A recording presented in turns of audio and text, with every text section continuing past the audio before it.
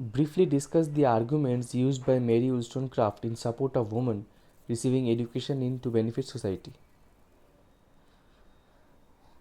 Wollstonecraft asserts, if woman be not prepared by education to become the companion of men, she will stop the progress of knowledge and virtue. This highlights her belief that women's education is crucial not only for their own development but also for the advancement of society as a whole. She critiques the prevailing notion that women should focus solely on beauty and marriage, stating that they are created to be the toy of men, which undermines their potential. Ellen Showalter, a prominent feminist critic, emphasizes Wollstonecraft's revolutionary stance, noting that she sought to redefine women's roles in society through education and reason. Showalter further argues that Wollstonecraft's work laid the groundwork for future feminist movements advocating for women to emulate the virtues of man through equal access to education. Mary Wollstonecraft critiques the superficial education women receive, stating, women spend many of the first years of their lives in acquiring a smattering of accomplishments. Meanwhile, strength of body and mind is sacrificed to libertine notions of beauty. Mary Wollstonecraft addresses the shallow nature of the education afforded to women in her time. The phrase a smattering of accomplishments suggests that women are often taught only the most superficial skills such as music, drawing, and social graces that serve to make them more appealing as wives and companions rather than as thinkers or leaders. This limited scope of education emphasizes ornamental qualities over intellectual development, reinforcing societal norms that prioritize beauty and charm over substance and reason.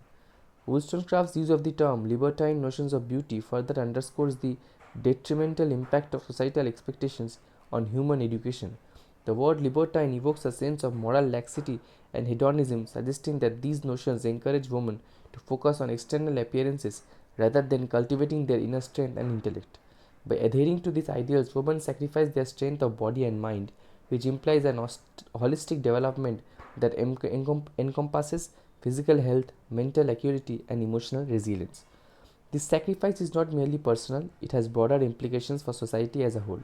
When women are confined to these narrow roles, they are rendered incapable of fulfilling more substantial responsibilities within families and communities. Wollstonecraft argues that this lack of comprehensive education prevents women from becoming informed citizens, capable mothers, and rational companions to men. As a result, society suffers from a deficit in moral and intellectual contributions that educated women could provide. If children are to be educated to understand the true principle of patriotism, their mother must be a patriot. Wollstonecraft emphasizes that a mother's education directly influences her ability to nurture and guide her children. She argues that an educated woman, equipped with knowledge and sense of responsibility, is better positioned to raise children who understand and embody the ideals of patriotism and virtue. This connection between a mother's education and her children's moral upbringing underscores the broader societal implications of women's education. Without it, she warns, children may lack the necessary grounding in principles that foster a healthy society. Mary Wollstonecraft declares, it is time to effect a revolution in female manners, time to restore to them their lost dignity. The phrase revolution in female manners suggests a profound change not in just behavior but in the very essence of womanhood. Wollstonecraft envisions a society where women are recognized as rational beings capable of contributing meaningfully to moral and civic life.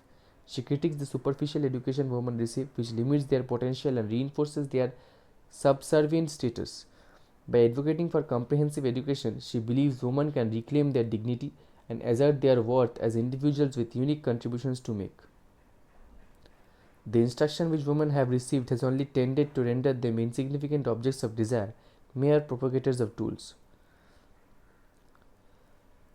She envisions a society where both men and women can contribute equally to moral and civic life.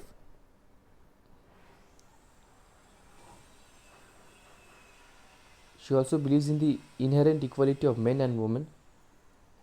She argues that women are not naturally inferior to women, rather they perceived inferiority arises from a lack of education and societal constructs that confine them.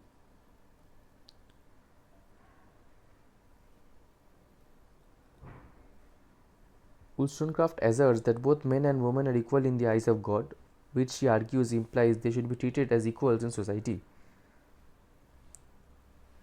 Wollstonecraft's arguments for equality rest on the foundation of rationality and moral integrity. She states, how can they govern a family with judgment or take care of the poor babies whom they bring into the world? An educated mother is better prepared to nurture her children, providing them with a stable and intellectual stimulating environment.